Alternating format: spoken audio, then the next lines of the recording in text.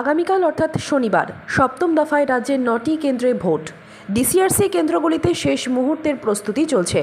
ইতিমধ্যেই ভোট কর্মীরা এসে পৌঁছচ্ছেন। বারাসাত গভর্নমেন্ট কলেজের ডিসিআরসি সেন্টার থেকে ভোট কর্মীরা তাদের কাজ বুঝে নিতে ভিড় করছেন সেখানে। তবে নির্বাচন কমিশনের ব্যবস্থাপনায় খুশি সেখানে আসা ভোট কর্মীরা। এই বিষয়ে দুই ভোট কর্মী সংবাদ মাধ্যমের মুখোমুখি জানিয়েছেন, বারাসাতের নবপল্লীতে নিরাপত্তা ব্যবস্থা ভালোই হবে, কারণ সেন্ট্রাল পুলিশ আছে, রাজ্য পুলিশ আছে, নিরাপত্তা ব্যবস্থা ভালোই হবে। এমনি এখনও তো আমরা যাইনি, আপাতত এই বারাসাতে যে ডিসিআরসি আছে দেখে মনে হচ্ছে ব্যবস্থাপনা ভালোই, খুব একটা খারাপ খুব একটা পাইনি। একটু তো সব জায়গাতেই হয় কম। আমার ভোটের ডিউটি পড়েছে Mahatma Gandhi memorial high school. আমি তো এখনো অবধি ডিস্ট্রিবিউশন সেন্টারে এসেছি, তো এখানে এসে আমি যা দেখছি ব্যবস্থা আমার বেশ ভালো লাগছে।